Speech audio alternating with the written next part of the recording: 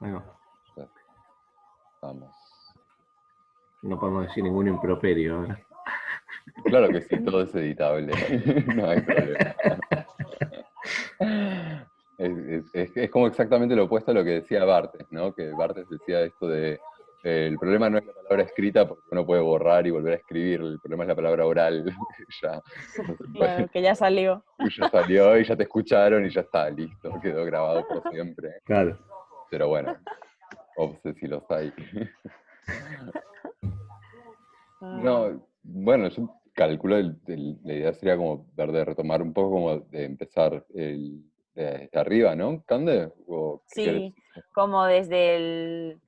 un poco desde el inicio, ¿no? Que habíamos dicho como de que teníamos muchas preguntas. Yo he ido retomando las del... Bueno, nos pasamos como una serie de cosas que habíamos hablado, una serie de frases, digamos, que habíamos hablado la anterior vez para poder retomar, pero también nos habíamos mandado unas preguntas en un mail que, bueno, lo que podemos ir es como, a ver, espérate que las tengo aquí, como que nos vayáis contando, pues muy desde el principio, o sea, antes de entrar en el tema de luciérnagas, como cosas como tan básicas como qué es un entomólogo, cómo empezaron con el laboratorio de entomología experimental, con qué investigación, y por qué, y ahora mismo en qué os encontráis. O sea, aparte de las clases y todo eso, pero ¿cuál es la investigación actual? Hacer como un pequeño histórico cortito para ver qué es, como saber un poco la base. Me parece que te toca a vos, Marce. El laboratorio lo fundaste vos, así que Sí, claramente. bueno, a ver, voy a ir recorriendo un poco, pero primero, ¿qué es un entomólogo? Un entomólogo es un biólogo que estudia ciertos aspectos de la biología de los insectos. También se le llama entomólogo a los que estudian las arañas, que no son insectos, pero digamos que los aracnólogos muchas veces también quedan dentro del mismo grupo que los entomólogos, a veces se los suele llamar así. Es mejor llamarlos aracnólogos, pero también hay los congresos de entomología también cubren trabajos de arañas. Y esos estudios, bueno, son de diversos tipos. El entomólogo clásico es aquel que estudia sistemática y taxonomía, o sea, el que determina las especies, si esas especies no están descritas, las describe, las clasifica, les pone un nombre y publica ese trabajo y ya pasan a ser parte de las nuevas especies conocidas. O sea, el entomólogo clásico es ese, el que trabaja mucho con la lupa y el microscopio, digamos, Pero tratando de ver las características específicas de esos nuevos ejemplares. Sí. ¿Siguen habiendo nuevas especies? ¿Siguen descubriendo nuevos ejemplares? Sí, Constantemente, ¿no? eso siempre nosotros lo contamos. El grupo de los insectos es el más diverso que hay de animales sobre el planeta. Y hay más o menos,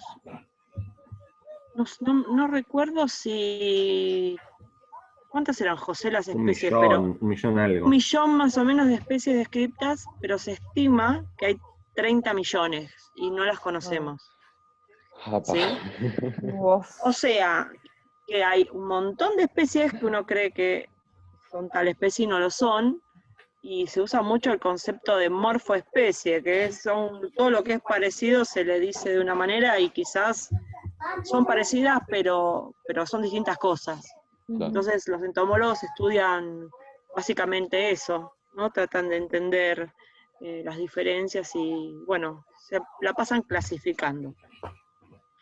Y así que, bueno, se calcula que hay una cantidad de especies inmensa y también se calcula eso porque hay un montón de lugares inhóspitos todavía, a pesar de que el hombre cubrió toda la Tierra y la exploró de arriba para abajo. Hay un montón de hábitats particulares no fueron explorados y que todavía pueden contener especies nuevas. Entonces, bueno, permanentemente los entomólogos están estudiando esas cosas y por eso son importantes, ¿no? Es importante tener entomólogos haciendo, digamos, investigación de esta básica. Sí, o Y sea, después, la comparación, sí, perdón, no, la comparación, imagínense, nosotros somos una especie, nada más.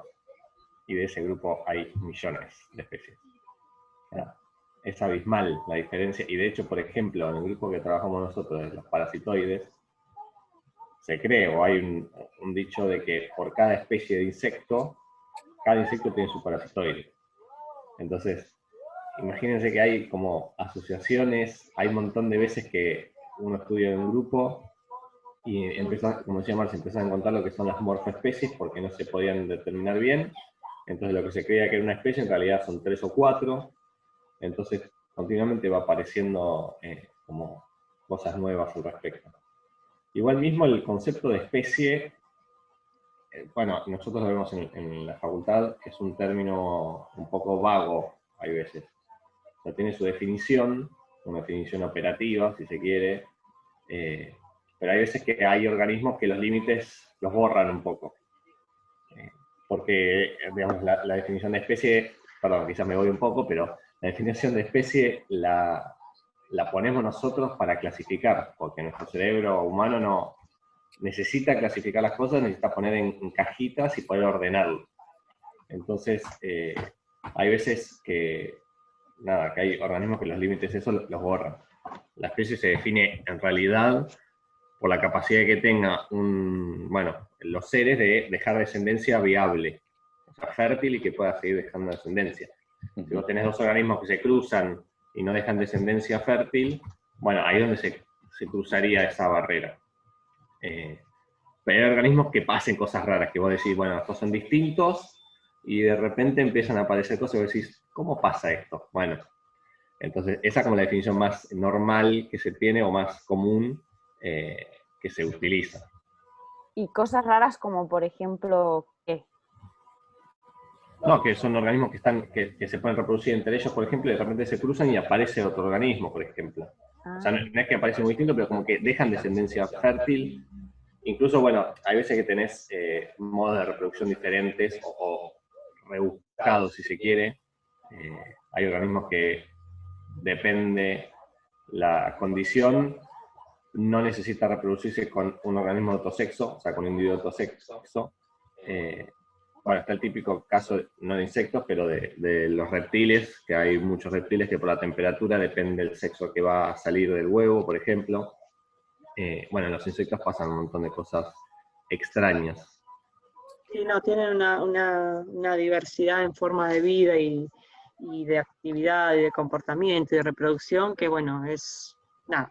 Por eso también toda esa diversidad hace que sean tantos y que sea tan complicado o que se necesitan especialistas para estudiar eso. Y bueno, y después, aparte de los entomólogos clásicos, están, bueno, los ecólogos, o sea, los que hacen ecología, que estudian ecología de insectos, los fisiólogos de insectos, los genetistas, bueno, eso se diversifica, ¿no? Todo aquel biólogo que estudie algún aspecto de la vida de los insectos podría decirse que en cierta manera es un entomólogo. Pero el típico es el que se la pasa, digamos, entendiendo cuántas especies hay y a qué familia pertenecen y de qué grupo más grande son. ¿Y la ecofisiología vendría a ser de alguna forma como la interacción de las fisiologías? ¿O? La ecofisiología es, digamos, la parte de la biología que estudia la interacción de un organismo con las variables del entorno. ¿Sí? La fisiología sería estudiar al organismo de su piel para adentro, qué es lo que pasa en su cuerpo, con sus órganos y sus funciones. Y la ecofisiología sería de su piel hacia afuera, esa vinculación con el entorno, entonces cómo esas variables ambientales afectan su vida de alguna manera, algún aspecto.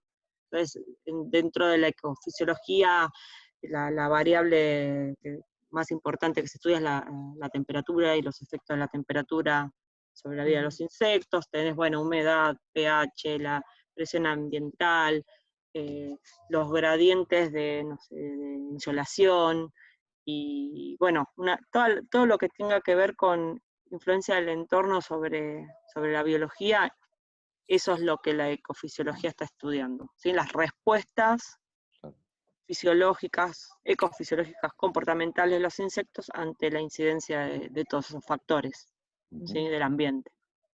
Así que por eso nosotros nos llamamos, ahora bueno, tenemos un nombre un poco más específico, que nos llamamos Laboratorio de Entomología Experimental, y dentro de nuestro laboratorio está el grupo de investigación en ecofisiología de parasitoides y de otros insectos. O sea, en definitiva, nos abocamos a los insectos parasitoides, pero también estamos estudiando otros tipos de insectos. Bueno, ahora sumamos a las luciérnagas. Pero hacemos entomología experimental, a eso quería ir. Trabajamos mucho con la experimentación en el laboratorio y la observación a campo. ¿Sí? Vale, sobre todo, esto lo discuto, yo también, gordo, lo discuto bastante esto, yo también. O sea, ¿qué es hacer entomología experimental? O sea, imagínense, por ejemplo, no sé, salen al patio, al jardín o lo que sea, ves hormigas ahí buscando hojas, por ejemplo. Entonces, uno se enfrenta ante el dilema de decir, ¿cómo hago yo para hacerle una pregunta a este individuo y que la respuesta yo la pueda interpretar y que esa respuesta sea lo más inequívoca posible? O sea, que sea una respuesta que yo diga, bueno, me está diciendo esto. Claro. Esa es la dificultad, sobre todo, más grande que tenemos nosotros respecto de lo que es el diseño de un experimento. O sea, ¿cómo diseñas un experimento de manera de obtener una respuesta que vos digas, bueno, sí, lo único que me podés estar respondiendo es esto, es donde radica la dificultad. Yo hago la comparación siempre con la medicina, por ejemplo. En la medicina, bueno, o sea, me parece, hay veces que hacer la pregunta es un poco más sencillo, pero porque la respuesta nosotros la podemos interpretar mucho mejor, las señales. La contrapartida de eso es que se sabe muchísimo más de un humano. Entonces tenés que hacer cosas mucho más detallistas que lo que se puede hacer la aproximación que podemos tener nosotros con otros animales. Bueno, y ni habla con plantas o sea, otros seres, ¿no? Pero entonces una parte muy importante nuestra es eso, el diseño de un experimento, de tratar de eliminar y de hacer preguntas que sean básicas, porque nosotros hacemos preguntas cuyas respuestas sean dicotómicas, o sea, respuesta de sí o no, pero las preguntas que sean, o que nosotros consideramos que son fundamentales para la vida de ese organismo. Por ejemplo, si el bicho no hace esto, bueno, tiene un riesgo de muerte, o sea, se puede llegar a morir.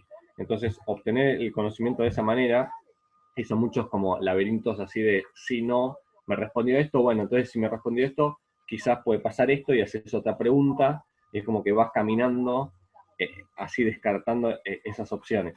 Entonces la dificultad más grande está ahí, en cómo hace pensar uno un experimento para obtener ese tipo de respuesta.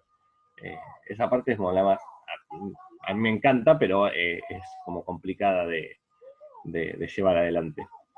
Es muy interesante, pero hay una filósofa belga que se llama Vinciane Desprez, que justamente se plantea como que tiene un libro, de hecho, que es una especie de glosario, de abecedario, digamos, ¿no? Que se llama ¿Qué dirían los animales si les hiciéramos las preguntas correctas? Y ella lo que va laburando constantemente es, si no estamos obteniendo la respuesta correcta, es decir, si no estamos obteniendo una respuesta que en verdad nos convenga o esté dándole la total capacidad a ese otro animal, digamos, ¿no? Para poder respondernos con un entendimiento propio, es que no le estamos formulando la pregunta justa. Entonces me interpelaba preguntarte, José, ¿cómo haces para formular esas preguntas, digamos? O sea, ¿desde qué lugar te agarras para hacer esas preguntas? Bueno, o sea, lo más importante es eso de decir, bueno, hacer preguntas que sean fundamentales para la supervivencia. La supervivencia es como nosotros suponemos que los animales, el instinto de supervivencia es lo que no pierden nunca, ¿no?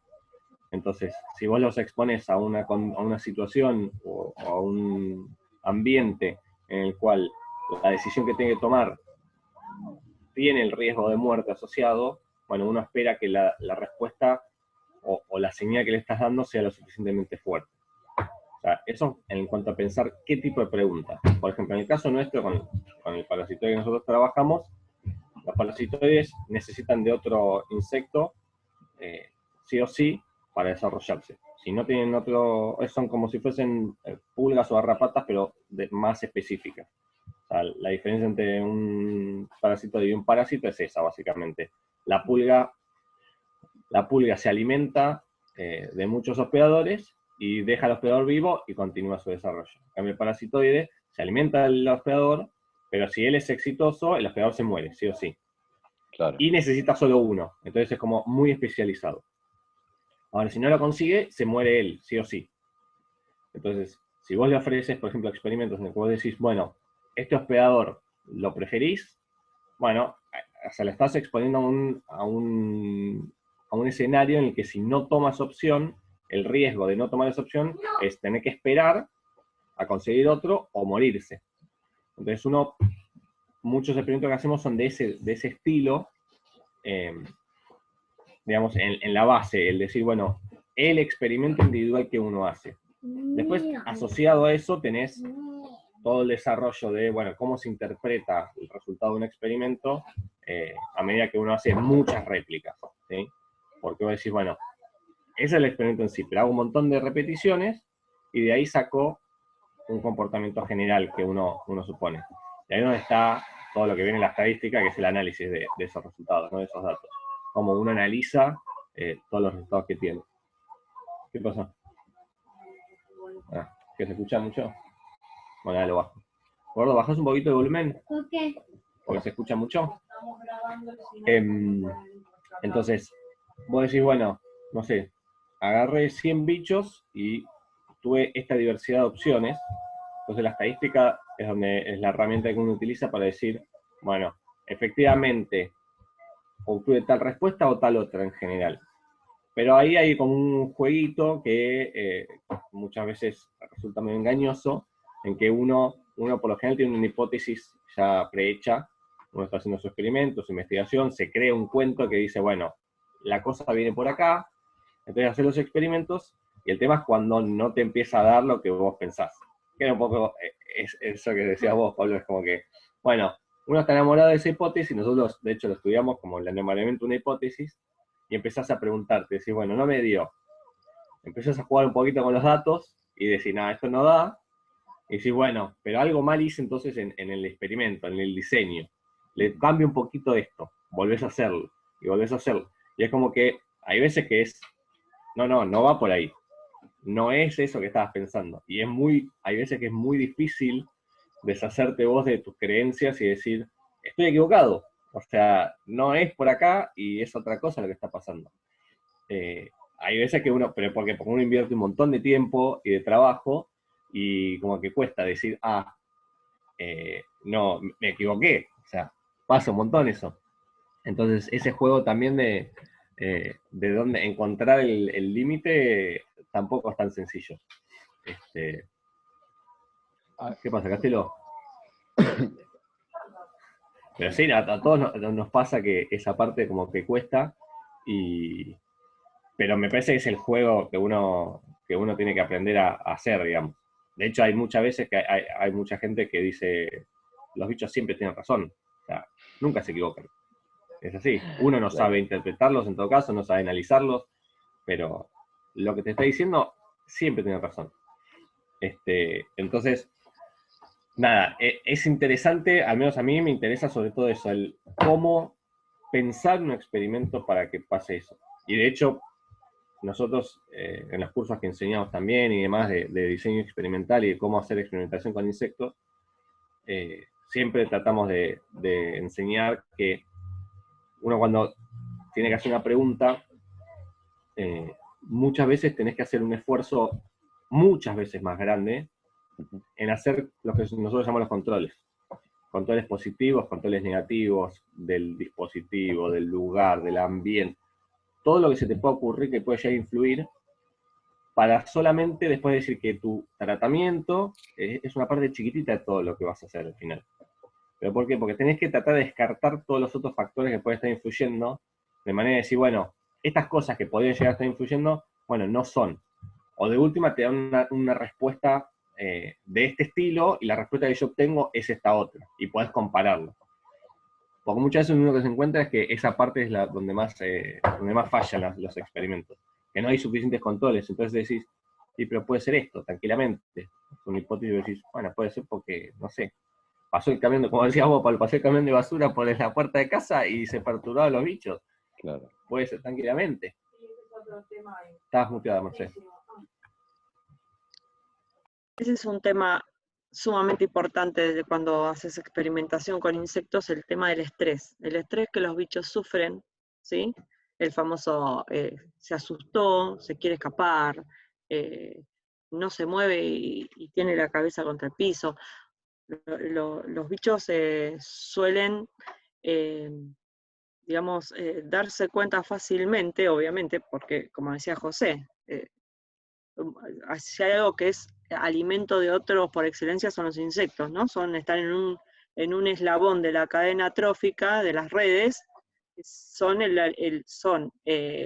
comen muchísimas cosas ellos, pero ellos, después de que comieron eso, ya son el alimento de los siguientes.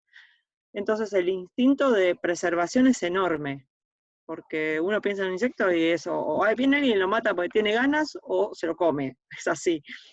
Entonces cuando uno los tiene en laboratorio, hay que habituarlos, hay que tener ciertos tiempos y claro, que cualquier diseño experimental que vos hagas contemple que cuando vos pones los animales no estén estresados y que se comporten lo más naturalmente posible y que no estés midiendo justamente una respuesta que tiene que ver con que el bicho tiene miedo o tiene estrés o se quedó inmóvil porque o hay mucho calor, o hay mucha luz, o hay gente hablando, o hay vibración, o se siente amenazado.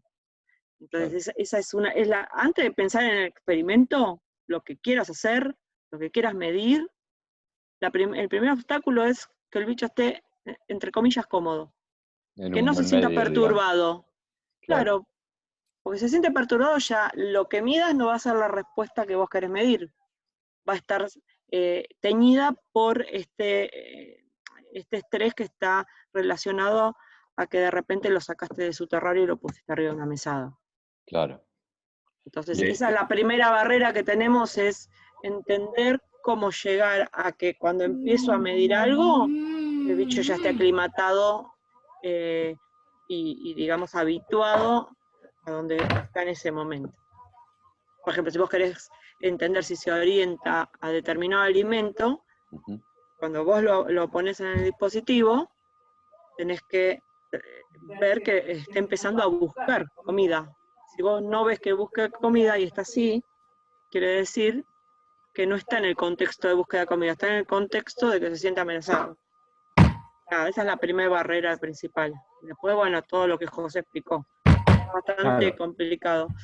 O sea, imagínense que pueden hacer la prueba, agarran para cualquier insecto y lo ponen en un tupper. Lo tirás ahí y te fijas qué hacen. Y por lo general los bichos hacen una de dos opciones. O como dice Marce, se quedan quietos, que es como el freezing, es una estrategia de paso desapercibido. O otros, lo que hacen es empiezan a explorar. Y si vos lo ves, se empiezan a ir a los bordes. Entonces recorren el borde del recipiente donde están. Entonces, supónganse, ustedes hacen un experimento de orientación, de comida, por ejemplo. ¿Qué prefieres? Y eso es un tupper y pones de un lado una comida A y del otro lado comida B. Pones al bicho en el medio, lo soltás, y el bicho de repente empieza a explorar. Me frisé, ¿no? Sí. ¿Escuchan? Sí, pero te escuchamos. Más que explorar, empieza a querer huir. Ni siquiera explorar. Sí, seguí porque me frisé. ¿Qué pasó? A ver, saca. Ahí volví. Estaba en un ambiente amenazante. Cada tanto se me frisa. No, entonces, lo que decía es, vos lo ponés, y el bicho de repente lo soltaste y fue para un lado y decís, prefirió esta comida. No, el bicho quiere escaparse y está explorando el lugar donde está, por ejemplo. Claro. O también nos pasó con las luciérnagas también, esto que nosotros teníamos acá en casa a la noche, y a eso a las 8 o 9 de la noche empezaban todos a aprender, perfecto. Nos acercábamos un poquito y nos sentían, listo. se cortó. Claro. Te pasa con los grillos. Escuchás a los grillos en el jardín, te acercás, pum, se callaron, listo. Sí. Entonces, todas esas cosas les está cambiando el contexto. Y si uno estudiase, por ejemplo, reproducción, es mucho más complicado todavía, porque la reproducción es un comportamiento mucho más complejo y los bichos necesariamente tienen que estar tranquilos. O sea, no pueden sentirse amenazados de ningún sentido. Entonces, hay muchos bichos que tienen unos cortejos súper complejos que solamente se dan si están en el contexto adecuado, por ejemplo. Entonces, ese tipo de cosas es como que cuesta un montón. Y hacer los estudios de laboratorio, bueno, requiere de que uno pueda representar o reproducir todos esos escenarios, que es donde no es tan sencillo. Entonces, por eso a veces se prefiere el estudio de campo, sí, porque por lo general hay menos, intervenimos menos, pero por otro lado, hay muchas cosas menos controladas. Anda, gordo. Dale. No, ya te pedí algo. ¿Hoy hablamos? Si no, no hay Mamá, te postre quiero después. Mami también, dale. mucho. Ahí está. Sí, ya fue amenazado como corresponde. No hay postre, sino. La problemática de limpiar las variables que no queremos que tengan influencia, ese es uno de los desafíos más grandes.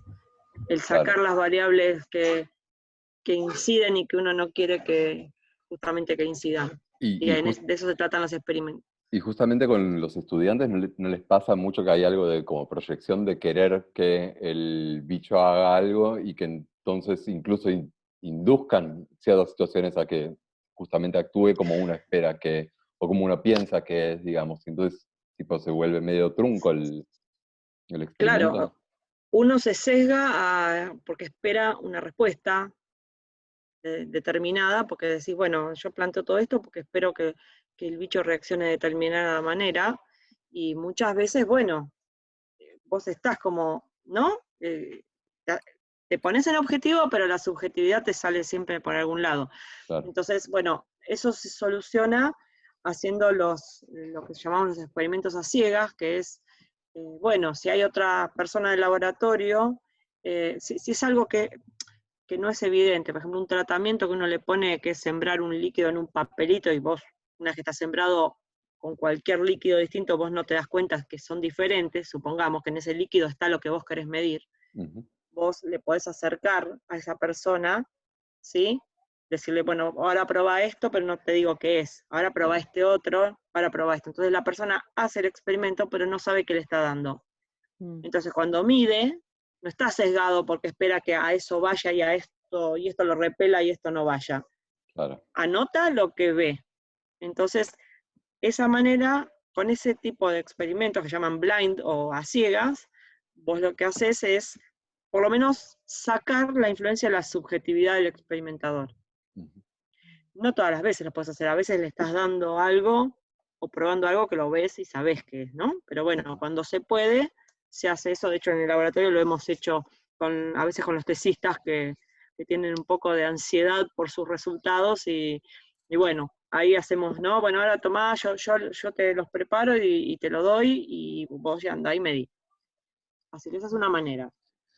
De hecho, suele otra funcionar. cosa también, otra cosa que bueno, no es que se utiliza, pero que se enseña, es el método que tenemos nosotros de investigar, que es el método hipotético deductivo. O sea, uno hace la hipótesis, tiene que generar predicción, bueno, y tiene que poner la prueba. Entonces, esas son una manera que uno debiera de poder avanzar, pero es bastante lento. Por ejemplo, nosotros hacemos, pocas veces lo podemos hacer. Uno por lo general lo que ves en todos lados, en todos los trabajos, la gran mayoría de los trabajos, es que hay una hipótesis, se hace un experimento y después se analiza y se dice, ¿me apoya o no me apoya la hipótesis? Y algo que es súper fuerte es poder decir, bueno, yo tengo estos resultados. Si esto fuese verdad y si mi hipótesis fuese cierta, entonces tendría que derivarse esta predicción. Y ahí es donde uno tendría que agarrar hacer ese segundo experimento y poner a prueba ese experimento producto de la predicción de tu primer experimento. Y ahí, cuando lo pones a prueba, decís, bueno, entonces era por acá o no era por acá. eso tiene mucha más potencia que cualquier análisis estadístico y demás. Pero eso requiere una continuidad. A veces, imagínate que un experimento de esto te puede llevar 1 año, 2 años, pero estás hablando de avances súper lentos y que el grado de las cosas que vos, digamos, que conocés no son tan grandes. No es que decís, bueno, de repente conozco ya todo. No, los avances son de a pasitos. Entonces, muchas veces lo que te pasa es que vos tenés un laboratorio quizás grande, abocado a una línea de investigación, tenés el programa de investigación del grupo de trabajo y durante muchos años se va avanzando en esa línea. El avance individual es cortito, pero bueno, toda la línea lleva como muchos años. Pero ese método es mucho más potente que la estadística, que todas las cosas, porque la estadística tenés que interpretarla, puede fallar, o sea, hay millones de cosas que pueden fallar. A nosotros nos pasó, por ejemplo, hay un resultado quizás de toda la tesis mía doctoral, que es el que quizás podemos sacar y decir que estamos confiados. Y era, básicamente, encontramos algo durante un verano, que fue hacer un experimento durante todo un año y demás, y dijimos, uy, mira, encontramos esto. Bueno, si esto fuese verdad, tendría que pasar esto. Entonces hicimos dos cosas. Primero, repetir al año siguiente con bichos nuevos, todo lo mismo, o sea, volver a repetirlo, y también hacer el experimento con esa predicción. Es decir, bueno, si esto fuese así, tendría que pasar esto otro. Claro. Entonces, eso me llevó casi 3 años, o casi 4, de toda la tesis. Entonces, es un resultado de decir, bueno, le confío bastante a este resultado porque lo pude repetir y demás, pero es eso, chau. Como que quedás medio ahí. Claro. Pero bueno, es la práctica científica, digamos, continua. ¿Y el laboratorio de entomología experimental existía antes? ¿Habían otros radicados en la UBA, digamos, aunque no sean exactas? ¿O fue el primero? ¿Cómo fue un poco la historia también? Bueno, los nombres de los laboratorios son propios, digamos, cada uno le pone el nombre que guste. Por lo general, la facultad nuestra, hace 20 años ya, había un departamento, o sea, se divide por departamentos dependiendo de qué disciplina. Departamento de física, matemática, ciencia de la atmósfera, química, bueno. Y ahí está el departamento de biología. El departamento de biología se dividió por peleas internas, o sea, pelea de personas, nada que ver con la práctica académica. Okay. Entonces se divide en 3 departamentos. Y se genera el departamento en el que estamos nosotros, que es de Ecología, Genética y Evolución, el de Biodiversidad y Biología Experimental, y el de Fisiología y Biología Molecular. Entonces ahí, al separarse, es como que se crean grupos de investigación, o sea, se dividen los grupos y como que se reconfiguran y cada uno le pone el nombre que quiere. Entonces tenés el laboratorio de limnología, el de evolución, bueno, así fueron apareciendo nombres. Y a partir de ahí como que van creciendo grupos, que la creación de grupos en la facultad ocurre porque un grupo muy grande se separa alguno y funda como su grupo, o viene gente de afuera que fue a hacer una experiencia afuera y demás, y funda de nuevo otro grupo. Claro. Y muchas veces lo que pasa es que vos tenés grupos que se crearon o que trabajan en un determinado grupo de insectos, por lo general. Entonces tenemos grupos, por ejemplo, que trabajan con abejas y hormigas, varios grupos que trabajan con vinchucas, por ejemplo. Entonces, hay un montón de grupos que trabajan en aspectos relacionados o de fisiología o algunas cosas de comportamiento y demás, que entonces hacen cosas similares, y la práctica esta de hacer experimentos con insectos está en varios lados, o sea, repartida en varios laboratorios. El laboratorio, el que fundó Marce, bueno, nació básicamente una historia un poco particular quizás, pero también nació así de una necesidad también. O sea, ella era parte de un grupo y de repente tuvo que ir a fundar y hacerse un lugar. Entonces, ella, como muchas veces pasa, trabajaba con un insecto particular. O vos podés trabajar en una disciplina o con algún insecto en particular. En este caso fue porque había una necesidad particular, porque era plaga de la apicultura, había un problema muy importante con estos bichos que no se conocía nada. ¿Este era el insecto que resistía a los agrotóxicos y que es ese que me habían contado, o estoy confundiendo historias? No sé. Estás muteada. ¿Qué insecto era? No, lo de los agrotóxicos no me acuerdo si llegamos ahí o no. Es el moscardón cazador de abejas, que Para acá era, falta tu que inicio. plaga, el adulto es una mosca grande que parece un abejorro, que come las abejas y cuando, digamos, la presencia es muy elevada, lo que hace es, cuando las abejas salen a recolectar néctar y polen, las atrapa y se las come. ¿Sí? Claro. Se las come de una manera, le inyecta enzimas digestivas y después las licúa y se toma el líquido, ¿no? O sea, porque un insecto se come otro insecto, no es que se lo come así masticándoselo, sino que es una... Extrae algo en Sí, particular, digamos. extrae todo el contenido blando y deja la cascarita. ¿Sí? Claro. Entonces, con cada abeja que sale, si hay muchos moscardones en el pastizal, lo que pasa es que diezman las colmenas, porque las colmenas, si bien tienen muchas abejas, Ujú. si todos los días hay un grupo de moscardones afuera que está comiendo, empiezan a bajar. Y eso hace que la producción de miel baje hasta un 80%. O sea que cuando ataca es un problema grave Claro. acá. Y bueno, nada, surgió que en un momento, cuando yo empecé a buscar tema de tesis doctoral, era la época en donde había muchísimo ataque del moscardón, más que nada en todo lo que es la región pampeana, el centro de Argentina, el centro-oeste. Y así que surgió la necesidad de estudiarlo. Y bueno, estaban buscando a alguien que se quisiera, eran un grupo de agrónomos que estaban buscando a alguien que, bueno, que quisiera empezar con esto, y yo vi la oportunidad y dije, bueno, a ver, voy a probar. Y a partir de ahí me quedé en este tema. Claro. Caí, digamos, en los insectos medio por oportunidad, no porque yo buscara estudiar insectos, sino a mí me gustaba todo lo que era la ecología animal y, bueno, nada, era un grupo desierto, o sea, un tema desierto, Ujú. con un gran desafío de preguntas de qué es este bicho y cómo lo estudio y qué hace, Ujú. y un nicho vacío, o sea, nadie estaba trabajando en eso. Entonces dije, bueno, es iniciar una línea completamente nueva. Claro.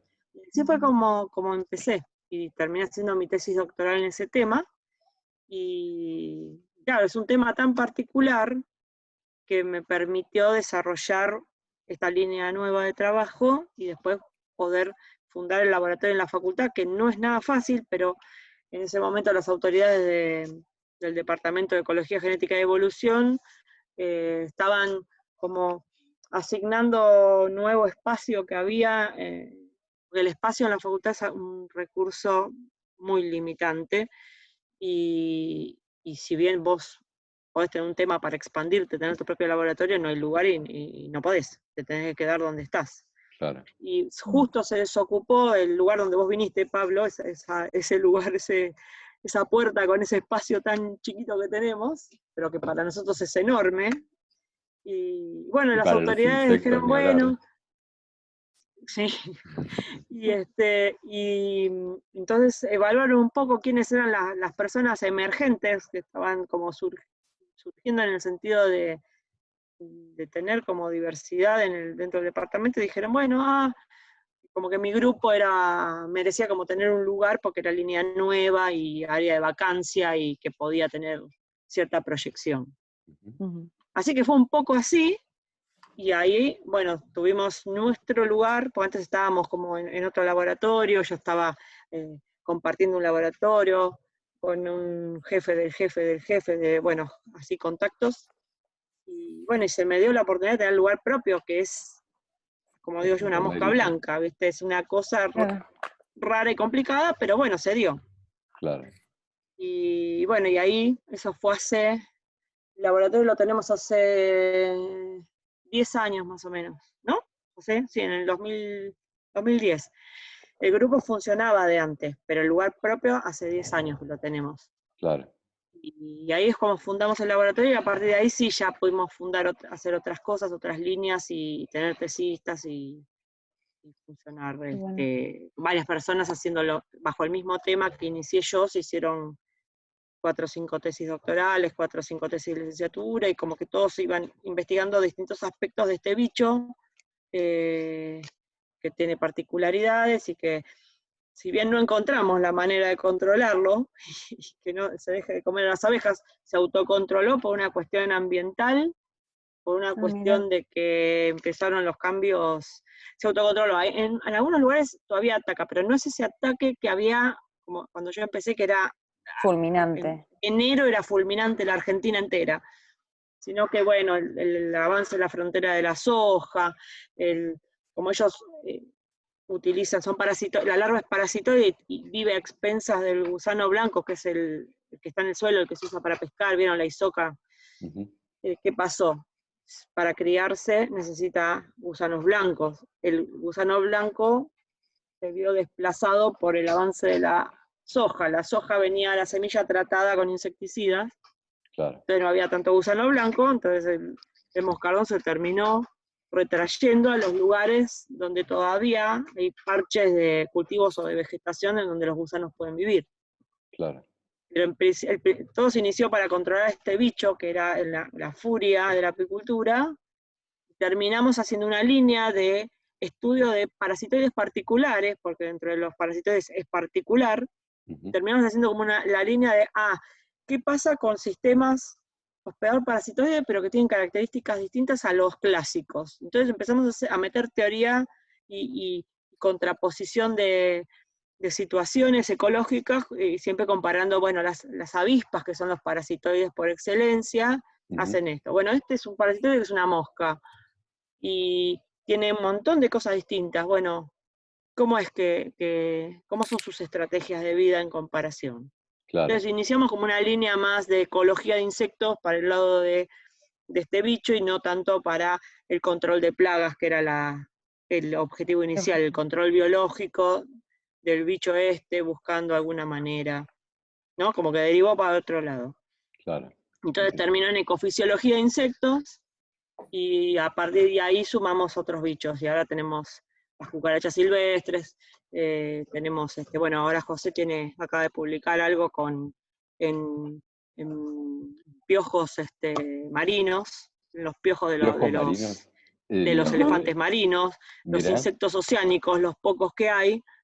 Un estudio lindísimo que tiene en colaboración con alguien en el sur, y bueno, también están ahora los piojos marinos en nuestro laboratorio, y así como que vamos sumando, y ya, si bien nuestra línea fuerte es el moscardón cazador de abejas con el gusano blanco y las abejas, entonces esos tres actores en combinación, ahora abrimos a estas otras líneas que nos están dando, bueno, otro tipo de elementos y desafíos de investigación, digamos.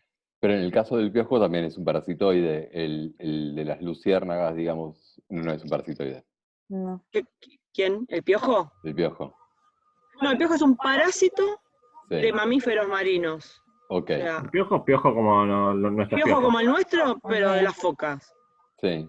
Y es una cosa rarísima. Yo no sabía que las focas tenían piojos, pero bueno, los se las tienen. ve rascarse bastante, pero no sabía que era. ¿Viste que hacen así cuando uno los ve? Que hacen así, bueno, se ve que son los piojos. Claro. Sí. No, de hecho lo interesante de ese estudio era sobre todo ese trabajo, y perdón, José, si lo googleás, no sé si aparece el nombre de José, pero aparece que hace un mes se aceptó ese trajo y está en todos lados difundido. Ahora explicará, ya te hice propaganda. No, lo interesante de ese trabajo, en realidad fue medio de suerte que caí ahí, porque yo estuve el año pasado, estaba en Francia, con uno de nuestros jefes, digamos, máximos, con Claudio, con Lázari, que fue director de Marce de tesis también y demás, y estaba ahí haciendo otra cosa, un proyectito para armar y diseñar un dispositivo para medir cosas, y bueno, Claudio estaba trabajando con esta chica de Madrid, y como yo de clase de estadística, bueno, estaban teniendo algo ahí en colaboración, y Claudio me hace la pregunta de algo del diseño experimental y demás. Entonces ahí medio me enganché, empecé a hablar con ella, y también le sugerí algunas cosas para hacer, porque los experimentos los podía hacer solamente de septiembre a noviembre, por ahí, porque la campaña solamente se puede hacer ahí, porque tienen que ir hasta donde están los bichos, porque son los que se sumergen, o sea, eso sí es desafiante en serio. Y bueno, y a raíz de ahí, de los experimentos y demás, yo hice el análisis estadístico y ayudé un poco en la escritura, pero lo que es interesante del trabajo era que hicieron experimentos de cómo hacen los piojos para sobrevivir asociados a los elefantes marinos, por ejemplo, cuando los elefantes se sumergen. O los elefantes se sumergen mucho. O sea, bucean mucho. Cuando los bichos más bucean. Por la presión del agua. Exactamente, la presión hidrostática, claro, te revienta, imagínate. Tiene dos cosas, perdón. Son los mamíferos marinos que hacen buceos más profundos, son los elefantes marinos, que llegan a 2000 metros. O sea que van a mucha profundidad, a esa profundidad hay mucha presión, y además la duración de las inmersiones son prolongadísimas, o sea, cualquier cosa se ahogaría. El piojo es terrestre, o sea, tiene un sistema respiratorio terrestre. Sin embargo, está asociado al lobo y a los buceos del lobo, que son elefante, no lobo marino, elefante, que son acuáticos. Entonces, como un bicho terrestre se banca un buceo de un animal acuático y marino tan prolongado. Claro. Ahora seguí hablando, te hice la introducción. No, y los experimentos eran más que nada someterlos así a presiones muy, muy, muy grandes, y por ejemplo, presiones equivalentes a lo que serían 5000 metros, y los bichos se la bancan. O sea, están hiperadaptados, y todavía no se sabe bien cuál es la estrategia que tienen, porque esa presión hace que el cuerpo se comprima muchísimo, y después el intercambio gaseoso, o sea, para respirar, no se sabe cómo hacen. Bueno, todas esas cosas... Gordo. Tengo los trapos hinchados. Sí, porque estás cansado. Entonces, lo que no se sabe es eso, ni cómo lo hacen, cuáles son los mecanismos que hay detrás y demás. O sea, como que se abrió ahora una colaboración con ella que va a estar bueno, porque la idea es avanzar en ese sentido. Pero con Pablo y con Cande, te dije hoy que íbamos a hablar. El trabajo ese es de ecofisiología, o sea, digamos que nuestro laboratorio como grupo colaborador, digamos, aporta desde... Es verdad que cayó en la colaboración así medio, qué sé yo, esto que el otro, por consultas, pero digamos que también José participó en cómo mejorar esos experimentos para probar si el piojo aguantaba la presión o no. Usaron tubos de buceo, aplicando la presión de una manera, bueno, había que pensarla, que allá hay gente técnica, ¿no? Pero digamos que el laboratorio no está... A través de José, yo no tengo nada que ver con ese trabajo, digamos, aportó algo de la ecofisiología de los insectos. Entonces está bueno porque es un grupo que está en el sur, que estudia el piojo marino, es su modelo de estudio, y hace, bueno, estos estudios de interacción con los elefantes. Nosotros hacemos ecofisiología, y Claudio Lazzari, que es el profesor que... bueno, fue director mío, pero era el profesor que daba fisiología de insectos a todos los biólogos de la facultad. Y allá en Francia tiene su laboratorio, o sea, se fue para allá y sigue con su laboratorio allá. Entonces es como que es una interacción entre tres grupos que los tres están aportando. Claro. Y bueno, eso sí es ecofisiología y de un sistema muy, muy raro. Nosotros siempre estamos con bichos raros, ¿ven? Porque el moscardón es una cosa rara entre los bichos, y esto también. Pero bueno, nada, era para comentarles que es como que es el último paper que salió del laboratorio, que bueno, en el que está José, pero creo que el New York Times lo está difundiendo, ¿no, José? Mirá. O no sé, lo llevaron a la parte de noticias. O sea, no sé cómo fue, o sea, pero... cualquier cosa, ya es una locura eso. Pero... Sí, o sea, salió en una revista que a Sole, que es esta chica de Madrid, y a mí nos dio, en el pasado nos había dado una beca, que te da una beca de ayuda económica para viajar, y pues lo hicimos para ir con Claudio.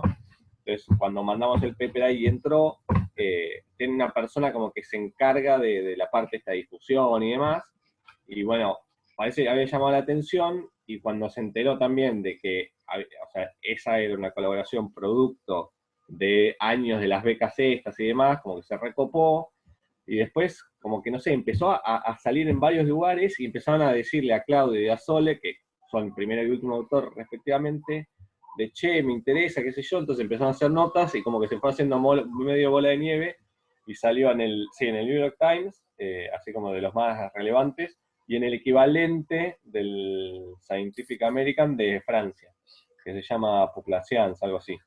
Ujú. Población, sí. Qué bien. Sí, así que bueno, están todos ahí medio famosos los bichitos. O sea, es un tema que pega porque es súper interesante, porque no se conoce nada de insectos oceánicos, es como, no hay casi. De Claro, hecho, no hay ninguno que viva en el océano propiamente. Y de hecho, de la vida de estos no se conoce casi nada, no se sabe cómo, para Iván, no se sabe cómo es la reproducción ni nada. Se cree que cuando los bichos van a tierra, ahí es donde ocurre toda la transmisión, porque hay transmisión o sea, vertical de las madres a los cachorros, es como que toda esa parte no se sabe nada de todo eso. Pero el tema es que, para Iván, en serio, que después están muchos meses en el agua, entonces tienen que tener parte de la vida adaptada al agua. No es que pueden vivir solamente en la tierra y en esos pocos periodos y después estar sin hacer nada. claro. Entonces, bueno, nada, es como que se abrió todo un mundo ahí por el medio para explorar que bueno, vamos a ver cómo deriva. Muy hermoso. La Vamos, verdad, ya, felicidades, lindo. está genial. Sí, sí. Enhorabuena. Tenéis que Estás celebrar. muteada, Mercedes. Sí. Que estás muteada. Ahí. Tengo el perro acá que con el hocico me hace así para que lo... Es tremendo. No, que yendo un poco al tema nuestro, el estudio de las luciérnagas también es un tema desafiante. Yo que hice la búsqueda cuando Pablo me vino a ver y empecé a buscar, en Argentina, por ejemplo, no hay nadie que esté estudiando ecofisiología ni ecología de luciérnagas, ni siquiera taxonomía. Y así de los trabajos que pude ver de otros continentes, todo lo que es comportamental y ecológico hay muy, muy poco. Así que es un tema bastante desafiante. Y todo esto ahora, bueno, surgió el interés de por qué, cada tanto me cruzo con alguien que se pregunta por qué tal o cual bicho desapareció y no lo vemos más, y uno de esos bichos es la luciérnaga. Entonces empezó el interés de conservarlas, claro, porque son atractivas, son lindas. Uno ve un lugar de noche con luciérnagas, automáticamente te lleva a la infancia. Te lleva a la infancia y te lleva cuando eras chiquito y la pasabas bien. Y el olor ese al rocío de la noche, y el calorcito mezclado con la humedad, ¿no? Era como en la época en que uno que vivía en recreación permanente. Claro. Entonces, como que hay un interés de por qué las mariposas y por qué las luciérnagas no están. Porque es como que es lo lindo, ¿no? De los insectos es lo lindo para ver. Ya sabemos Ay, que la gente ve bichos lindos y bichos feos. claro. Es así, y bueno. Y nada, pero a pesar de todo ese interés que hay de tenerlas y no perderlas y demás, estudiarlas es muy difícil. Justo por esto que les decía, el reproducir las condiciones en laboratorio para que estén cómodas.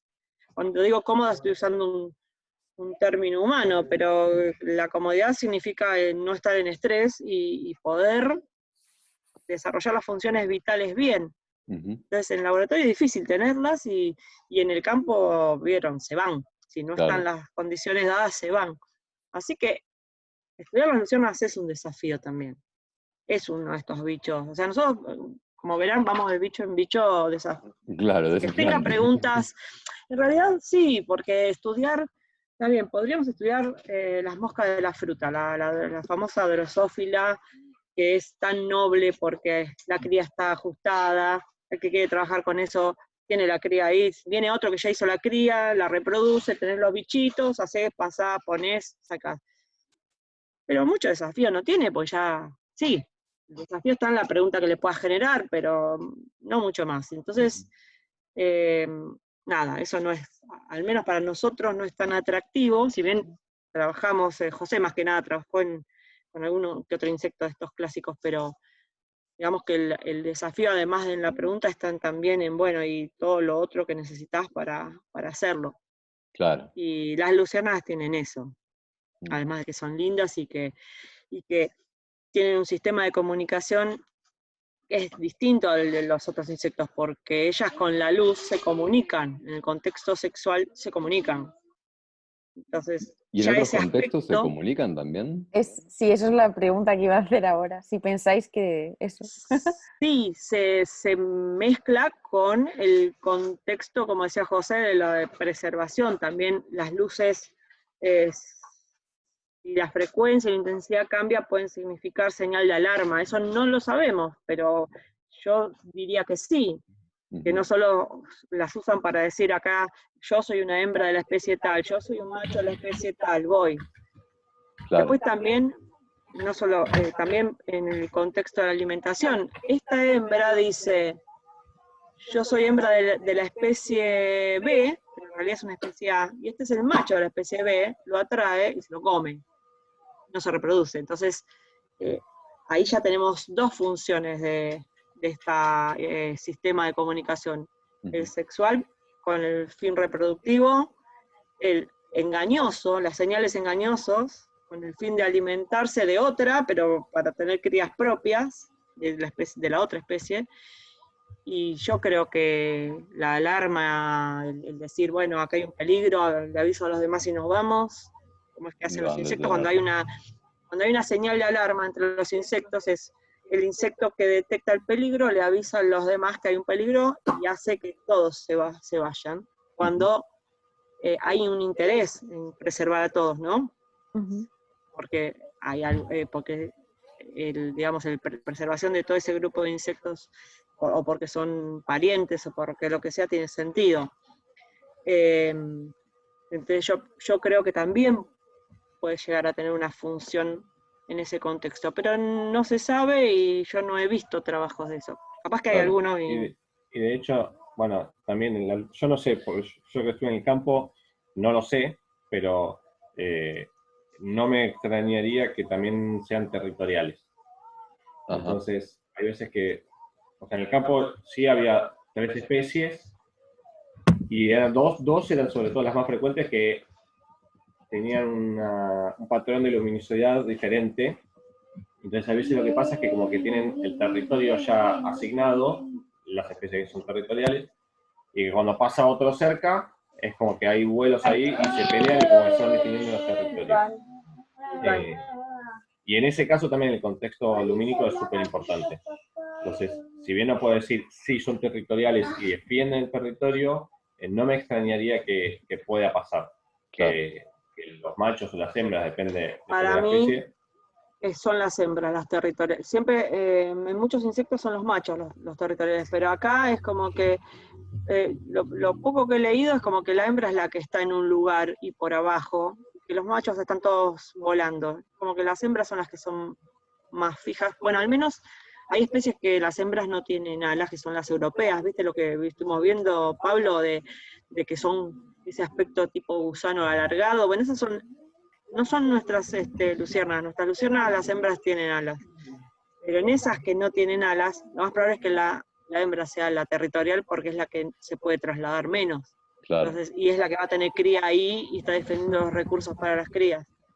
Pero Claro. José vio eso de que como que están en ciertos lugares, no andan todas por todos lados. ¿O no? No. Y es como que en ese caso el territorio es la planta. Entonces, se distribuyen por las plantas y cuando hay otra, salen a volar. Como que hay una interacción.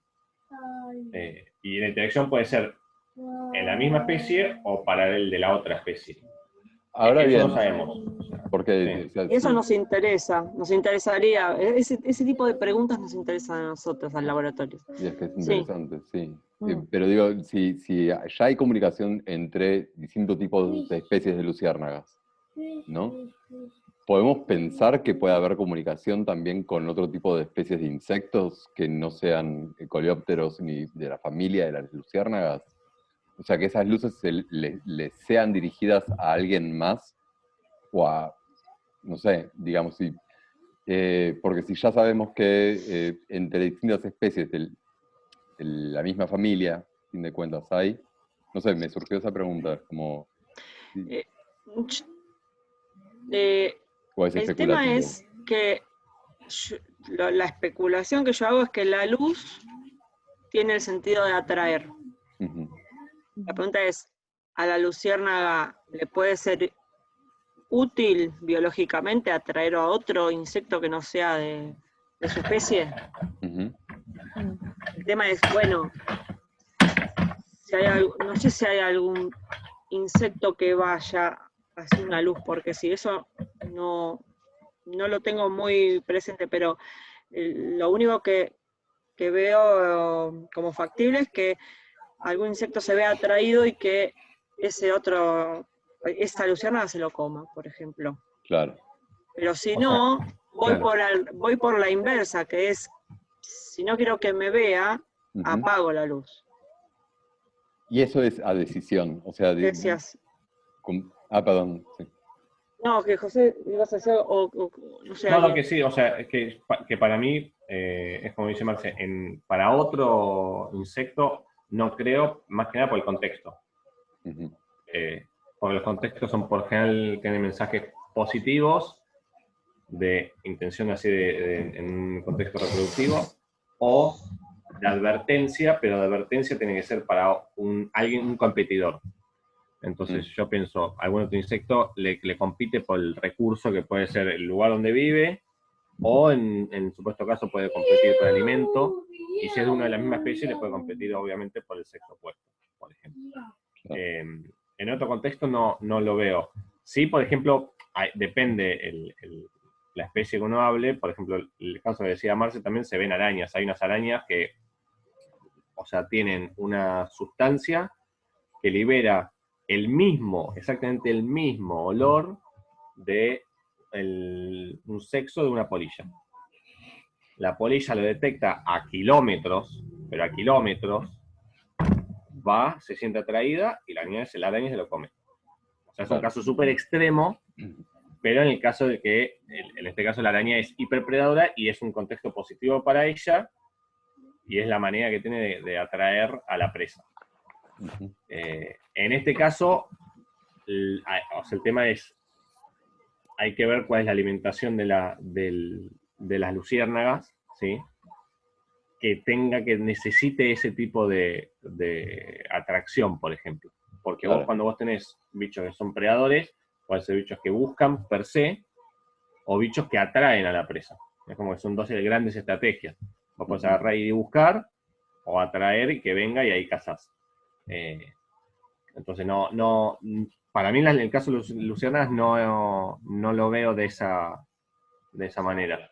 Sí, no, yo lo veo como un sistema sofisticado de atracción sexual en el mundo nocturno en el que viven, ¿no? Claro. Han desarrollado, han prosperado, las luciérnagas este sistema de comunicación evolucionó porque evidentemente les dio alguna ventaja en un medio, en el ambiente donde, bueno, si son nocturnas, se tienen que encontrar. Ujú. Entonces, si no hay olores que les permitan, feromonas que les permitan encontrar un sexo al otro, tiene que haber algún otro sistema de comunicación. Y evidentemente, el tema de los destellos resultó adaptativo y resultó ventajoso y se fijó. A lo largo de la evolución se fijó. Entonces, para mí tiene que ver con un comportamiento intraespecífico, o sea, que no tiene nada que ver con otros insectos que haya por ahí, y de hecho si un depredador nocturno las ve, destellar se las va a comer. Entonces hay como un compromiso entre el destello y atraerse entre ellas y el destello que sean comidas por otro. La intermitencia también les permite. Entonces debe haber por eso el tema de las luces, de cómo prenden, cómo apagan y la frecuencia no es azaroso. Hay un mensaje ahí y bueno, hay gente que estudia, ¿no? El canto de los pájaros, la frecuencia cómo es y qué quiere decir. Bueno, acá habría que estudiar la frecuencia de las luces, qué significa. Capaz que hay distintas palabras dentro de los destellos. ¿Sabes si hay de algún estudio de eso o no? ¿De qué? De eso, de la frecuencia. O sea, hay estudios, pero yo no es que me encontré con trabajos que digas, uy, mirá, esclarecedores, ¿no? Sino como que la gente, los investigadores han empezado, pero después quedó. Hay trabajos muy viejos que después no se continuaron. Y ahora sí me interesa hacer una nueva búsqueda. El otro día encontré uno de luciérnagas de algo de los destellos que todavía no leí, pero no hay mucho de eso, porque también es un tema difícil. Y para Ya usted, les digo, ¿por qué? primero para poner a prueba eso de qué quiere decir el destello, y segundo porque tenerlas y lograr que hagan el juego de luces sin tener ningún tipo de interferencia humana es complicado. Mm. Pero ¿Qué me para decías? ustedes, ¿por qué no se las estudió tanto? Porque es difícil, Porque es difícil. porque enseguida se estresan o enseguida, era lo que yo te decía en la frase del otro día, que mientras nosotros estemos, ellas no destellan, Claro. que lo resumíamos así. Nuestra presencia, y al igual de cualquier vertebrado que ande dando vueltas por ahí, ay, no me sale la palabra, como que las afecta, o sea, cualquier presencia de cualquier otro organismo que esté cerca Ujú. hace que detengan su comportamiento de comunicación. Y ahora bien, pues, decían esto de, o sea, lo que me quedé pensando es lo siguiente, si tendrán detección entre sí también por feromonas o por segregación de olores, o es puramente lumínico, y digamos, si eso también, digo, me parece interesante que estemos hablando de todo Sí, esto, de que el hombre está, el hombre no está, el humano, digamos, no está o no está en sí, el ambiente, y entonces sí, están las luciérnagas o no están las luciérnagas. Y que en ese contexto, que aparte tipo, hay una pérdida de olfato, que sí, digamos que el tipo de comunicación de las luciérnagas pasa por ese lugar, casi que parece que es un virus que que se congenió como para la supervivencia de las luciérnagas, digamos, ¿no? No, me Bueno, quedé no, yo creo pensando. que el olfato yo creo que sí tiene función. El tema de las señales actúan a diferentes niveles, están las de corta distancia y las de larga distancia. Entonces, claramente si supongamos que hay luciérnagas en distintos campos, no se van a ver destellar de lejos, pero sí Claro, les va a llegar el olor. ahí Entonces, va. es muy probable que a larga distancia la comunicación sea por olores, y una vez que están a corta distancia sea por destello. Y es muy probable que sí, porque las luciérnagas son coleópteros, y los coleópteros, que son un grupo dentro de los insectos, creo que es el tercero o el segundo más diverso, el segundo creo, o el primero, no, el primero más diverso son los coleópteros y el segundo los dípteros, así que dentro de lo que son los insectos estamos dentro del orden más diverso, y ahí están las luciérnagas.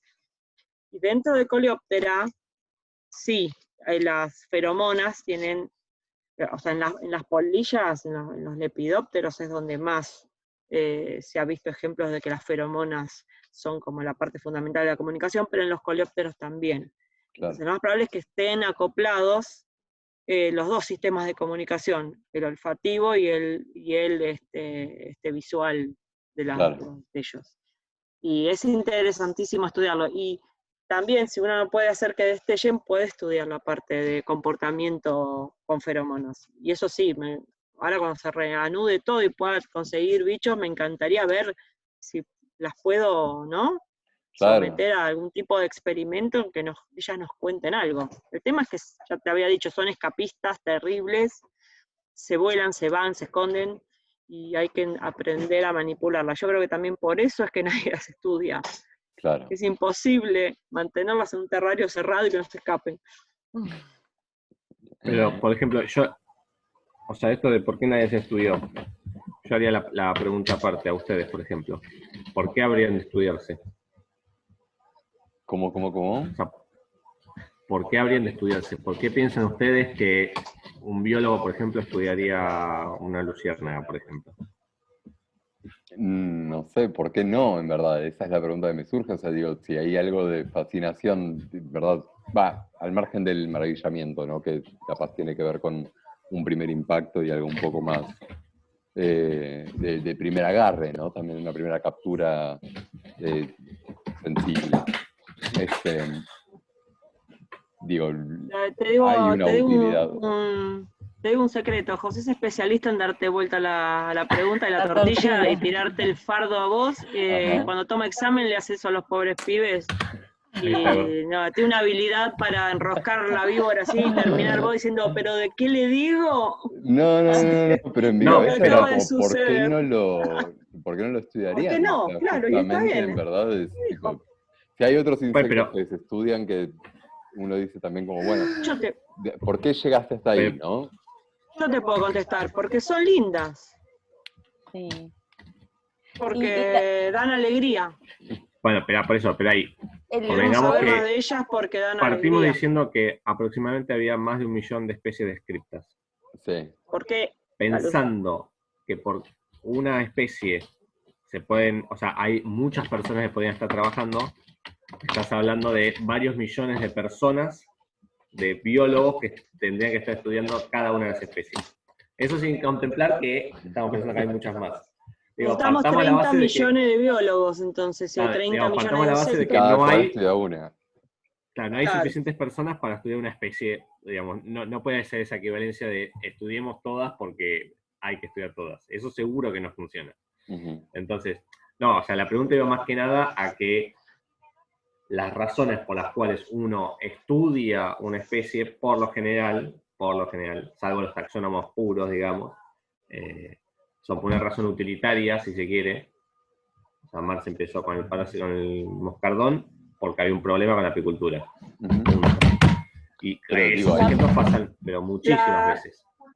Pero hay un por lo problema. general, muchas veces- Es ¿Cómo? antrópico todo. Estamos. Iván. Espera, ¿Cómo? yo también te quiero. Ahora voy. Perdón, Exactamente. estamos medio Cuando cruzados. hace así, porque empieza a tener hambre, me quiere, ¿viste? Así. Diga Es la así. asociación directa. Sí, empieza a tener hambre, me dice, mamá, te quiero, mamá, te quiero. Hasta que en un momento dice, ¿cuándo vas a hacer la comida? Claro. ¿Qué era lo que estábamos diciendo? Le está dando vuelta a la tortilla. Es De nuevo. lo del... Sí, es lo aplicado lo que guía el estudio. Si las especies nos benefician o nos perjudican, Ujú. eso es lo que primero vamos a estudiar. Si le sacamos algún provecho porque las podemos criar y explotar, vamos a meter la energía ahí en estudiar eso. Si son plagas y nos dañan, lo mismo. Claro. Quizás las De hecho- luciérnagas, como solamente nos dan belleza visual y bienestar, nos dan un servicio ecosistémico, porque el bienestar es un servicio ecosistémico, pero dentro de todos los servicios ecosistémicos es el que menos bolilla se le da. Claro. Primero atacamos los beneficios y los perjuicios ambientales. Claro, pero si yo me pongo en abogado del diablo, diría, las luciérnagas estudiaron y mucho. ¿Pero en ¿Cuándo? qué? En obtener La la luciferina. sustancia, la proteína que genera la bioluminiscencia. ¿Cómo Y es ahí lo de la partió todo el luciferina? desarrollo de la bioluminiscencia que se usa muchísimo en biología molecular. O sea, se usa en señalar un montón de cosas, pero a nadie le importa por qué hay más o menos luciérnagas ahora. No, Entonces, nosotros, ese es el tema. bueno, por El eso aspecto no, el aspecto no que es... tomamos fue el que nos beneficiaba obteniendo una sustancia que la podíamos aplicar a otras cosas. Claro. Se descubrió y ya está. De hecho, o sea, eso pasó muchísimo. Hay un montón de sustancias que se obtuvieron de esa manera. ¿Y para qué se usa la luciferina concretamente? O sea, Es un complejo de proteínas que se usa sobre todo como señal para marcar células o proteínas, o sea, las usás como pegamento, si se quiere, alguna proteína. Entonces vos podés ver expresión en tejidos, por ejemplo. Entonces, porque eso se revela fácil, es lo mismo, es como algo que se ve a la luz UV, por ejemplo. claro. Entonces, La luciferasa, o sea, la luciferina es la proteína, la luciferasa es la enzima, que es la proteína que, digamos, al combinarse la apaga, digamos, ¿no? La luciferina en combinación con la luciferasa se apaga, ¿no? Es así, O sea, lo que digamos, las permite la reacciones. intermitencia, digamos. Claro, Claro. la luciérnaga lo que hace son reacciones metabólicas en donde aprende a apagar la luz haciendo eso, pasando de una sustancia a la otra con la enzima. Claro. Pero igual la parte molecular la sabe José más que yo, pero es verdad. Lo que nos importó a los humanos de las luciérnagas fue la utilidad que nos podía dar esa sustancia que ellas tienen. Mm. Es verdad, así como nos importó la seda del gusano de seda. Claro. ¿No? Ese es el ejemplo. O sea, creo que incluso la primera vez que se obtuvo, en los libros está, se machacaron no sé cuántas toneladas de polillas. O sea, pero una tonelada, pero mucho bicho. Eso para conocer la feromona. Ah, ¿En la serio? feromona, para obtener la Sí, no, eso feromona, es para- claro, de Bombix Mori se hicieron para conseguir Medio millón de polillas para conseguir no sé qué volumen, microvolumen para probar la atracción entre hembras y machos, pero después a lo que yo me refiero es la cría lo único que nos importó de la polilla del gusano de seda es la cría para obtener seda. Ahora, de que la ecología del gusano de seda no sabemos nada. Ah. Claro. Y Se como estudia el aspecto que nos importa. ¿cómo establecís el plano ético en eso? O sea, ¿quién lo marca o si os lo podéis llegar a marcar vosotros mismos? De dar cierta información. Bueno, ¿o no? eso, por ejemplo, en la carrera es algo que falta totalmente. Nosotros no tenemos ningún tipo de formación ética en toda la carrera. En la facultad, por ejemplo, hay un organismo que es la SICUAL, que supuestamente es la que tiene que tratar estos temas, pero curiosamente no existe ningún tipo de reglamentación para organismos no vertebrados. Sí, bueno, quería aclarar eso. En este año recién se pide el protocolo de la SICUAL aprobado para las tesis que requiera el uso de humanos, animales no humanos vertebrados y cefalópodos, o sea, tipo pulpos y bichos así Ujú. como que se consideran que tienen algún tipo de inteligencia, ¿no? Por eso, y sentimientos, y hay toda una filosofía de eso asociada, pero los invertebrados y las plantas son cero. Uno puede hacer lo que quiera con ellos y no te piden nada ni te exigen nada de los poderes. Ahora las revistas científicas te piden que digas cómo mataste a los insectos, si es que los mataste para algún trabajo, y si te sobraron, ¿qué hiciste con ellos? Si les diste algún bienestar, si los liberaste. Está empezando recién ahora la movida, pero es como que los invertebrados no le importan a nadie, no hay ningún tipo de ética asociada. No, y también es un tema, por ejemplo, eso que dice Marce de, bueno, si les liberaste o no. Bueno, vos decís, ay, sí, agarré y les liberé. La Claro, pero liberación no es abrir el frasco y los dejé ir. O sea, es como cualquier liberación. Vos liberás cualquier bicho. Las polillas estas, por ejemplo, las liberás en un lugar que no corresponde y se pueden llegar a convertir en un problema también. Ujú. Entonces, todo lo que es liberación también es un tema. Pero no hay ningún tipo de reglamentación, ni tenemos nosotros instrucción al respecto. Sí tenemos quizás poner un poco más de cancha en cómo matarlos para que sufran menos. O sea, de qué manera matarlos que sufran menos, nada más. O sea, vos podés matarlos, por ejemplo, en frío. En frío se supone que es lo menos... Pero también por una razón utilitaria, porque de esa manera minimizás el estrés. Claro. Entonces, en el experimento que vos quieras hacer después y qué sé yo, bueno, te puede servir que no tenga tanto estrés. Pero si no, eso es una falla tremenda. De hecho, por ejemplo, nosotros tenemos a dos laboratorios nuestros al lado, el laboratorio de evolución, que históricamente trabajó con Drosophila melanogaster y con muchas líneas diferentes y demás, y crían sistemáticamente muchísimos bichos, pero muchísimos, y los que no usan se quedan ahí en los frascos, se mueren y ya está. Claro. Chau. Así que eso es algo que está, pero nada absolutamente ni regulado, ni educado, ni concientizado. Eso es como una falla muy grande que tenemos. sí, pero el otro día encontré un paper de la ética en los invertebrados y es como que era 2019, así que es como que de a poquito va surgiendo. De a poquito es como que así como están surgiendo cosas a nivel humano de género y demás, ahora está surgiendo cosas de ética a nivel de investigación con animales y bueno, nada, como que vamos evolucionando para, ¿no? Cubrir Claro. esos aspectos que nunca nadie trató. Pero ya se está empezando a hablar de qué pasa con los insectos, por ejemplo. Claro. Sí, sí. El usarlos así, usarlos y descartarlos. Nada, está empezando a ver un poquito eso. Pero se los empieza a reconocer como seres sintientes o... Uno se empieza a preguntar si sienten, si tienen algún tipo de conciencia, si tienen algún tipo de metacognición, y eso sí tiene que ver con, claro, con que si sufren o no, que si merecen el mismo trato que los vertebrados y demás. O sea, empieza a haber movida con eso. Pero recién ahora, te digo, hay muy poco.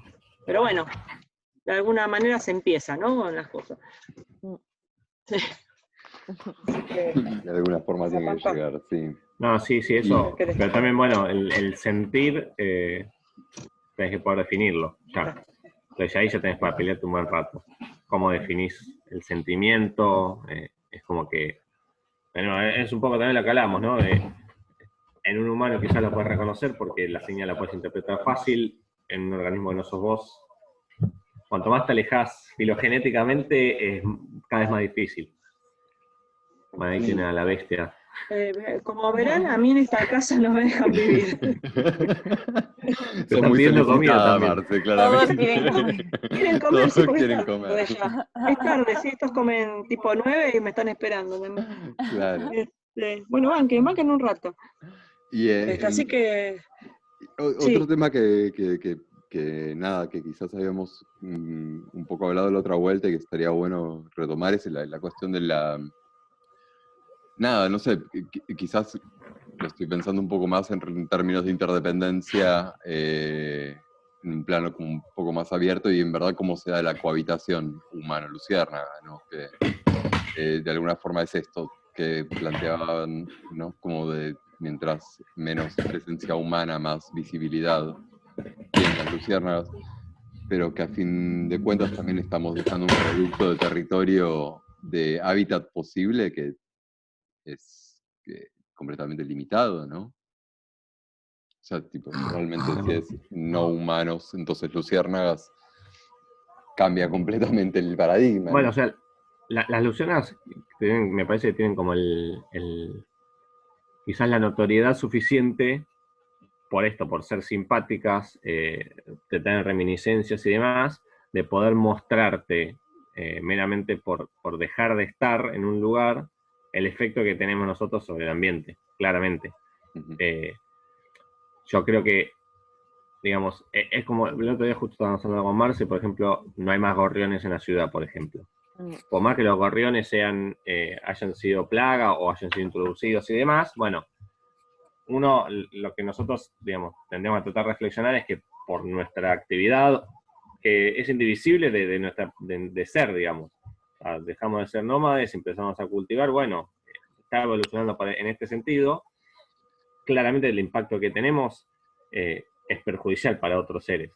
Y en las luciérnagas se ve claramente, porque las luciérnagas además es eso, bueno, son lindas, nos traen reminiscencias, y lo que genera básicamente es eso, a medida que nosotros instalamos y avanzamos más, porque necesitamos más del ambiente, sin reflexionar sobre lo que estamos haciendo, lo único que generamos es desplazar a las otras especies. Nosotros lo vemos con la especie que trabajamos con este parasitoide, que tenés un cultivo de soja, los gusanos están en los bordes de los campos donde no se tira nada, y lo que trajo aparejado es que esta especie bajó mucho sus números. Bueno, la luciérnaga pasa exactamente lo mismo. Y eso estaba muy relacionado también con el tipo de actividad que hacemos, que es homogeneizar el ambiente. Nosotros tenemos una visión, por lo general, de utilizar el ambiente, una manera de sacar la variedad que hay y poner algo que es homogéneo, siempre monótono y lo mismo. ¿Por qué? Porque hay una concepción de que lo podemos manejar mejor y que la productividad que tiene ese ambiente del cultivo en particular que quiero es mucho más alta así. Hay un montón de estudios que muestran que no sería tan así, que hay muchas alternativas y estrategias perfectamente viables e incluso más productivas, siendo mucho más sustentables, ¿no? Pero la visión es esa, es homogeneizar el ambiente, y eso necesariamente lo que genera es que baje la variedad de especies que puedas encontrar. Ni siquiera de individuos, directamente de especies. ¿Por qué? Porque imagínate que vos tenés, no sé, una evolución de miles, millones de años, si se quiere, de un ambiente en un ecosistema en una determinada condición, y que vos tenés, bueno, un ecosistema llega a un equilibrio, ¿sí? El equilibrio se da de la manera digamos, que exista con sus especies de insectos, de plantas, de lo que fuere. A medida que vos modificás ese ambiente, bueno, hay especies que van a dejar de estar adaptadas a ese ambiente. Y en particular, si tu intervención es sacar toda la variedad que hay y poner solo una cosa, una representación de algo, bueno, estás llevando la fuerza que necesitas o que estás ejerciendo sobre ese ambiente es tan alta que hay muy poquitas cosas que te puedan sobrevivir. Muy poquitas. Y eso es lo que se ve, digamos, en cómo nosotros concebimos la agricultura, sobre todo, ¿sí? El avance de los cambios en el uso de la tierra. Es agarrar y decir, bueno, saco todo lo que hay, dejo solo una cosa, y no me interesa en particular si la luciérnaga la tengo o no la tengo. ¿Por qué? Porque yo solo lo que quiero es agarrar y plantar la papa, la soja, lo que fuere. Y eso a la larga, lo que se ve es eso, a la larga termina degradando totalmente la tierra que quieres usar, y el beneficio que tenés es a muy corto término. Entonces después es un ciclo que es medio vicioso. Tenés que agregarle más cosas a la tierra para volverla siquiera a los niveles que vos puedas utilizar, y cada vez es un círculo vicioso.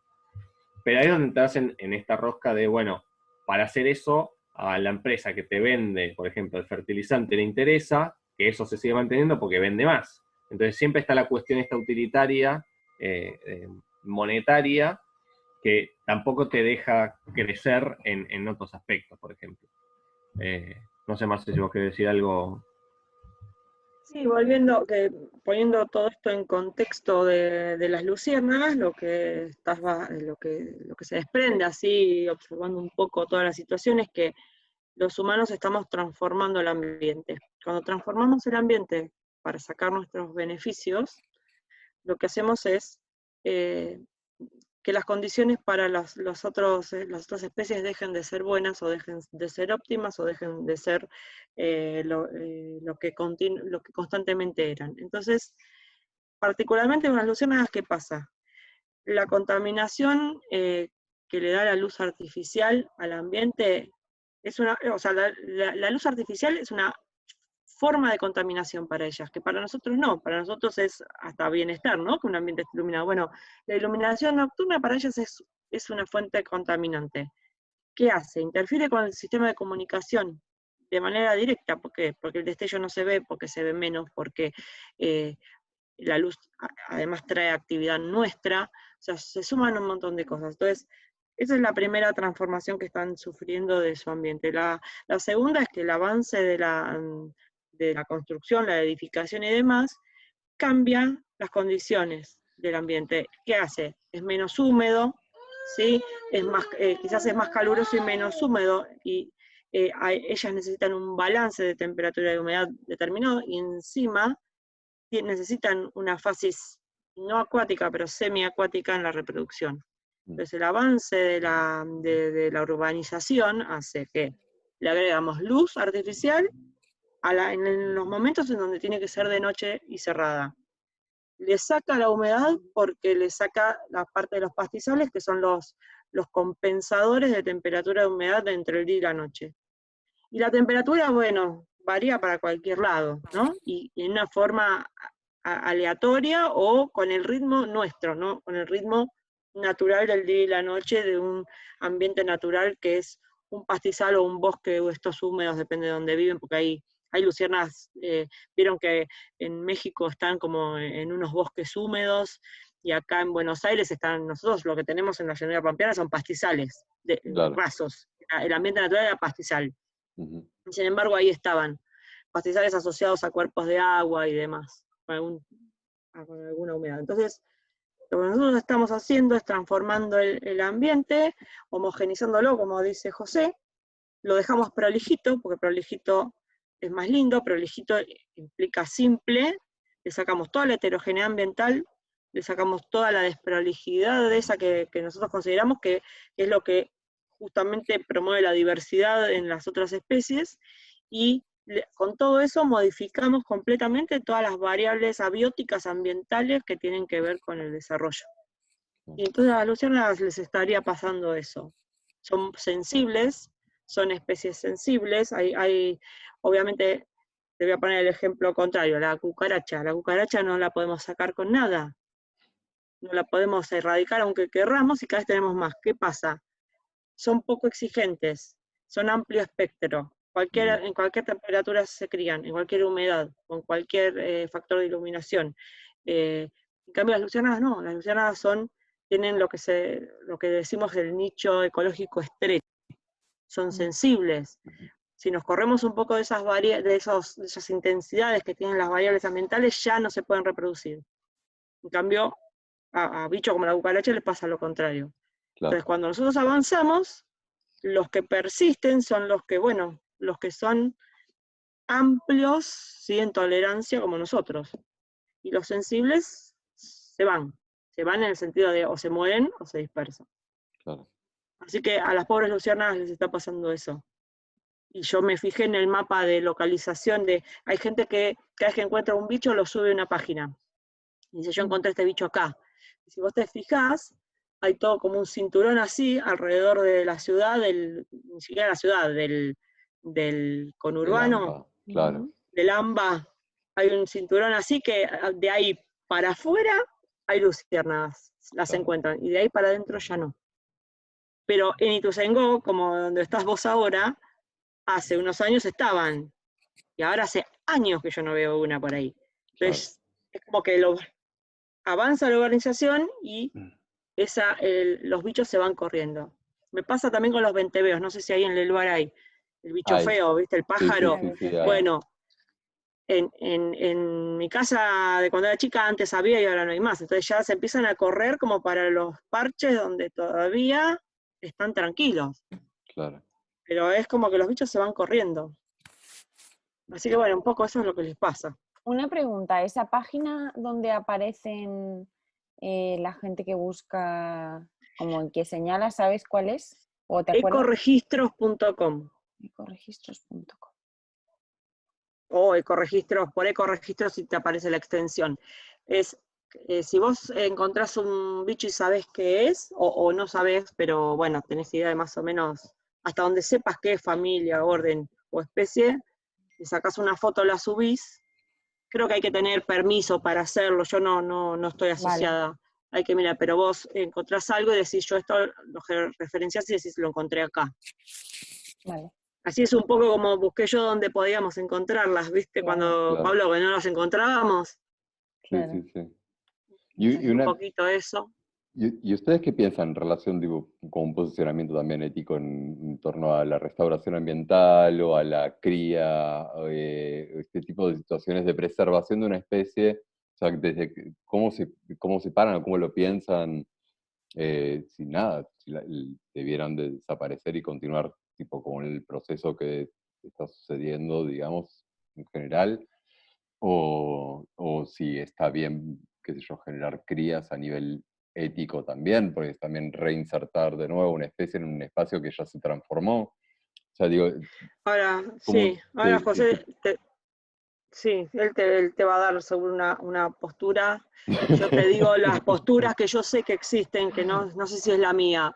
Okay. Hay gente que opina, queremos lo que teníamos antes, queremos mantenerlo y preservarlo, hagamos todas las estrategias posibles para restaurar, para crear, introducir, recuperar, volver a tener lo que teníamos, que no perdamos esto, qué sé yo.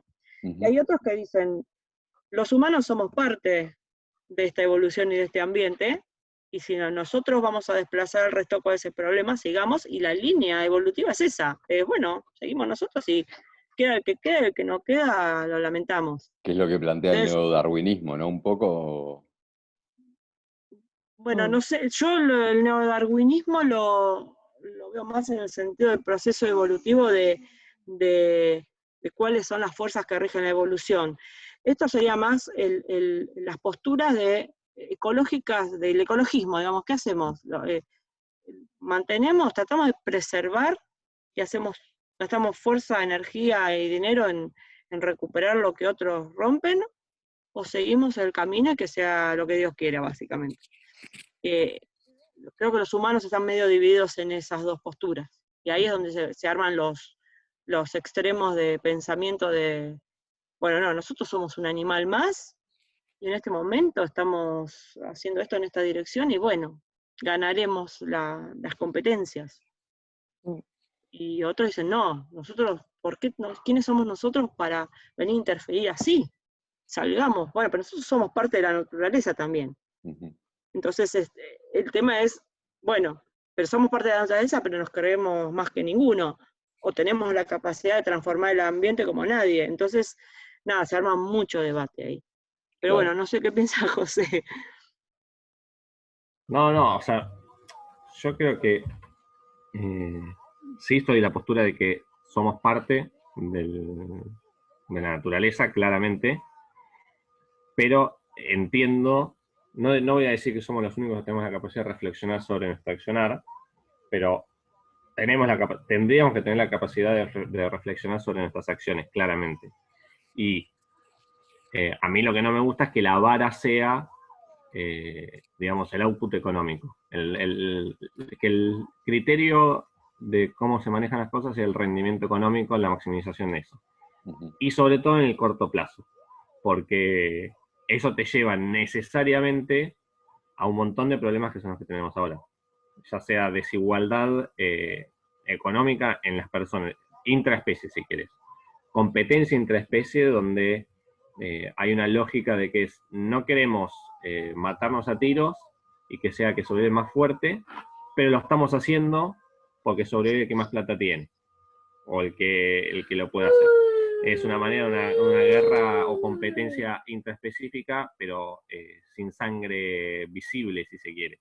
Mm. O sea, tener, no sé, pobreza en Argentina, por ejemplo, o en cualquier lugar, digo, para el caso de Argentina, porque siempre lo usamos, somos el grano del mundo y lo que sea, bueno, parece un despropósito y meramente tiene que responder a que digamos, lo que se busca no es que todos estén en un nivel basal, sino que sea que el que es rico se mantenga rico y que el que es pobre sea pobre, y si puede haber más pobres para que haya menos ricos, pero más ricos, con más riqueza, mejor. Entonces, en ese escenario es en que me parece que lo que no prima es la visión quizás a futuro, de que ya nuestro accionar, bueno, nos está demostrando este año, ¿no? Que nuestro accionar es como tirarnos un gran tiro en los pies, no nos va a llevar por buen camino. Pero dudo muchísimo nuestra capacidad de cambiar el rumbo, necesariamente. O sea, yo no creo que vayamos a poder cambiar el rumbo y vamos directo a que nosotros mismos tengamos problemas serios, porque digamos, la naturaleza va a seguir. No, la resiliencia que tiene la naturaleza es muy grande, me parece. Hay muchos millones de años de evolución que nos anteceden y nosotros creemos que somos tan importantes que después de nosotros no va a quedar nada. Yo eso lo descreo, ¿no? Claramente. Sí. Una cosa, esto que nos está pasando ahora con el coronavirus es una manera es una ilustración perfecta de cuáles son los factores que regulan las poblaciones humanas. Y cuando viene una cosa así, fíjense, nosotros somos no sé cuántas personas, está bien, estamos haciendo todo lo posible con armas distintas a cualquier otra especie que animal, ¿no? Que simplemente tiene exposición o no a un virus y no puede hacer nada. Nosotros podemos desarrollar la vacuna, podemos aislarnos, podemos pensar y demás. Pero fíjense que si esto no se puede parar, está matando una fracción de la... Está bien, somos tantos que nos hace cosquillas en el fondo, pero es un factor claramente regulatorio, ¿no? Baja nuestra población de manera abrupta y en poco tiempo, y eso hace que, bueno, nuestra presión sobre los demás, sobre las demás especies baje. Claro. Es una manera de autorregularnos. Lo mismo que el día que se acabe la comida. O sea, que no hay más comida, vamos a necesariamente bajar en número. Ahora estamos bajando en número por una enfermedad, pero bueno, nada, si seguimos así, algo nos va a frenar o nosotros mismos nos vamos a frenar. Nada. Y pero para ustedes hay posibilidades de creación de un hábitat, por eso, a eso me refería con la cuestión del posicionamiento en relación a la cría, en relación a la restauración, en relación... Como hay una posibilidad de crear un hábitat en el que sea posible una coexistencia de... O sea, sí... Sí, vos podés preservar un hábitat. Claro. Tomar medidas de que no haya más invasión y que haya respeto por lo que se hace, que no se manipule, que no se transforme, se puede. De hecho, el espíritu de los parques nacionales y las áreas protegidas es ese. tener repartidos en los ecosistemas más importantes, o en el sentido de que son característicos porque están cuidando algo, o una especie, o un tipo de ambiente, o un recurso, o algo, lo que se hacen es se toman esas medidas de que esto se protege, nadie lo toca y no se puede hacer nada adentro. Claro. En la misma medida se podría hacer algo. Pero son con la gestión. contraejemplos. Son excepciones. Mm. O sea, primero, la restauración o el tener que mantener un ambiente requiere un esfuerzo muchísimo, pero órdenes de magnitud más altos que la modificación de un ambiente. Es lo mismo que la erradicación comparado con el mantener, por ejemplo. La mitigación, por ejemplo. Mitigar algo, mantener, restaurar, son soluciones que obviamente, bueno, en biología, bueno, en cualquier teoría de sistemas se lo conoce como sistemas abiertos. O sea, necesitas necesariamente, continuamente, un ingreso de algo que sea lo que mantenga la estructura de ese sistema. Y en este caso sería el esfuerzo que vos tenés que tener para mantener el sistema de esa manera. En este caso, suponte, vos agarrás y dices, bueno, hago un santuario de luciérnagas si querés. ¿Sí? Mientras que vos vivas, tenés el terreno, qué sé yo, lo mantenés perfecto. Vos no estás más, ¿quién lo mantiene? Entonces, digamos, en ese sentido es donde para mí son contraejemplos. Llevarlo a una escala más grande, el Amazonas. Si vos mirás, hay ejemplos, vos mirás, de repente el Amazonas tenés una ruta que te cruza por la mitad, eso es partir el Amazonas en dos, directamente. Totalmente. El Amazonas, por ejemplo, tiene una importancia mundial, obviamente, porque regula infinitas cosas de las lluvias y demás. Entonces, depende de la escala de que vos lo estás mirando, esos procesos de restauración, si bien son necesarios, para mí, lamentablemente, no van a cambiar el curso de las cosas. Eso no significa que no tengan que hacerse, para mí, ¿no? Claramente. Claramente, esas cosas se siguen teniendo que hacer, pero mientras que lo que predomine sea el rendimiento económico, lo vemos acá con la pandemia. O sea, ¿por qué se abren las cosas? Porque la gente no puede ir a trabajar y no puede ganar plata. Punto. O sea, sí. Mientras que la lógica sea esa, siempre va a primar eso por sobre el resto. O sea, Cande decía, ya también, ya es, bueno, en Madrid están haciendo lo mismo y ahora van por el rebaño. No funciona, no existe eso el rebaño. No hay manera de que eso funcione. Para que eso funcione necesitas más del 80%, en este virus en particular, más del 80% de la gente infectada. Claro. Y es un virus que ni siquiera se sabe las consecuencias a mediano plazo que pueda llegar a tener. Porque se están viendo un montón de efectos que vos podés tener en distintos órganos y demás. Entonces, el autoimaginarse decir, bueno, la inmunidad del rebaño, cuando tengo 20 años y no me va a pasar nada, bueno, lo podés pensar, pero o sea, claramente esa estrategia te va a llevar a un problema bastante más serio incluso que tenemos ahora. ¿Pero por qué se abre? Porque estoy cansado. Claudio, por ejemplo, me decía, Lázari, hace unos meses y demás, de cuando pasaba esto de, che, pero estamos encerrados y qué sé yo, él me dijo algo, bueno, nuestros abuelos la pasaban peor. Claro, vos los que te comieron la guerra, sí, total. 5 años adentro. O sea, te agarra uno de esos ahora y se te tiene que reír en la cara. Tal cual. Sí, o sea, cualquiera, ponete, no sé, andate a la zona de Israel o Franja de Gaza, pero se nos ríen en la cara. Entonces, es como que nosotros estamos así acá, calentitos en casa, pensamos, uy, qué terrible, no puedo ir al parque, no me puedo ir a la playa de vacaciones. Y tenés otros que por otro lado están pasando, pero yo ni siquiera me voy tan lejos. Te vas a cruzar la General Paz, los que están en el SEAMSE agarrando y comiendo la basura, ¿qué les puede importar el virus? Es la menor de las preocupaciones. Entonces, para mí, o sea, claramente con esa desigualdad no hay ninguna estrategia que pueda funcionar. Y acá al menos era obvio que cuando llegaba la AMBA se acababa todo, tipo game over. Porque las reglas son diferentes. La gente tiene hambre, el hambre es otra cosa. No existe la regla de, che, cuídate si le va a importar al que tiene hambre que el que vive en Palermo no se infecte.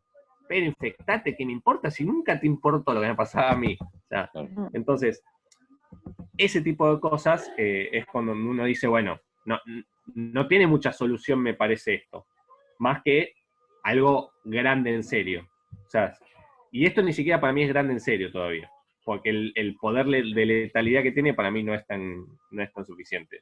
Si desde el punto de vista biológico, para mí necesitarías algo con una letalidad suficientemente grande y que realmente nos afecte como para poder cambiar el curso de lo que estamos haciendo, claramente. No digo que no suceda, tranquilamente puede suceder. De hecho, o sea, hay muchas opiniones respecto de que las pandemias estas cada vez van a ser más frecuentes y cada vez peores, obviamente. Qué bien puede pasar. Pero bueno, de hecho, si vos te vas a fijar, las últimas es como que pueden incluso ser una línea de la frecuencia y de la intensidad. Y esta fue muy fuerte porque atacó a los grandes centros y a la gente que viaja. O sea, entonces, y para mí, eso es totalmente personal, se hizo tanta bola y demás, porque empezó en China y atacó Europa. O sea, atacó el primer mundo. Si hubiese empezado de este lado, hubiese pasado como se ha pasado antes. Sí, totalmente. Entonces, pegó a España, pegó a Italia, pegó a Alemania, a Inglaterra, que es como los reyes del universo. Bueno, listo. Y claro, los ingleses son los lords. ¿Te la acordó? Entonces, una cosa. Sí.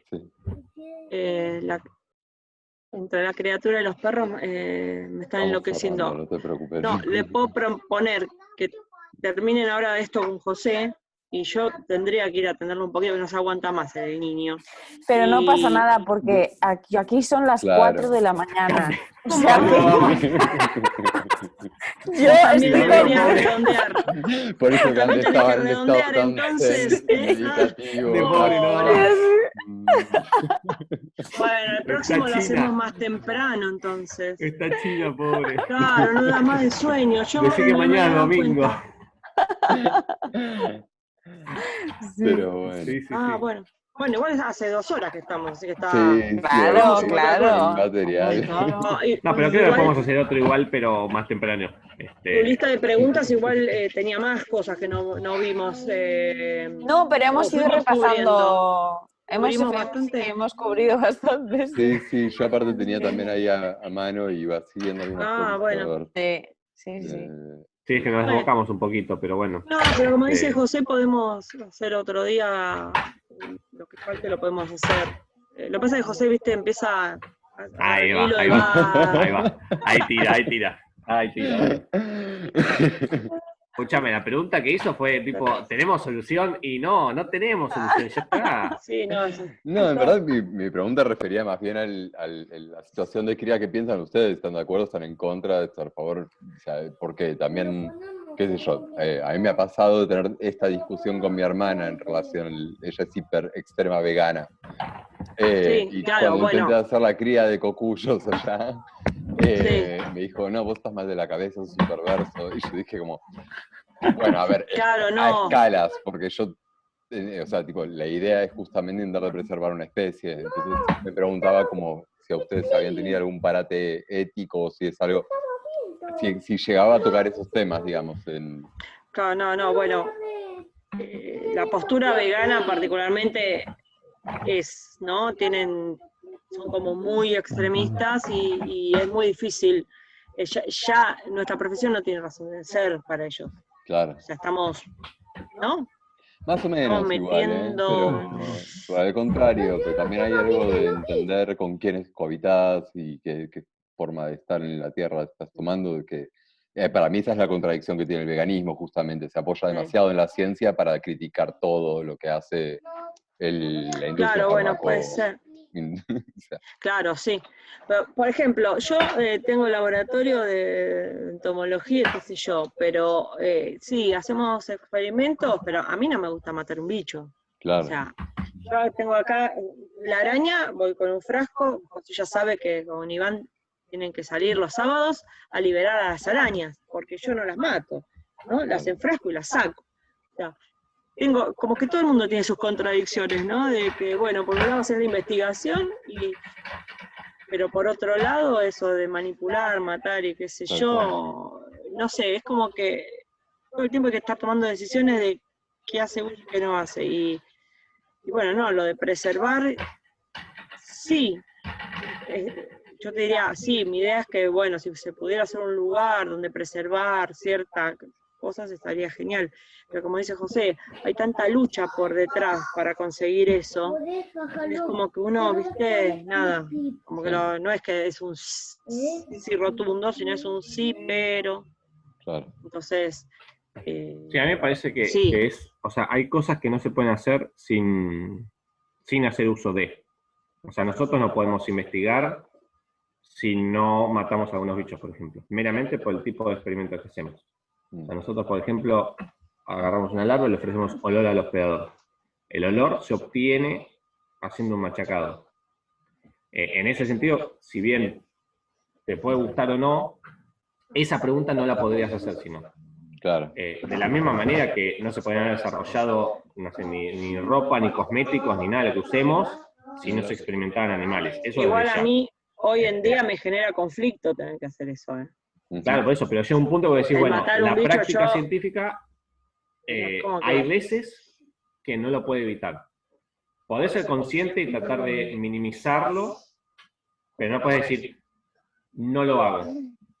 Porque llega un punto que vos decís, bueno, es intrínseco de lo que quiero hacer este procedimiento.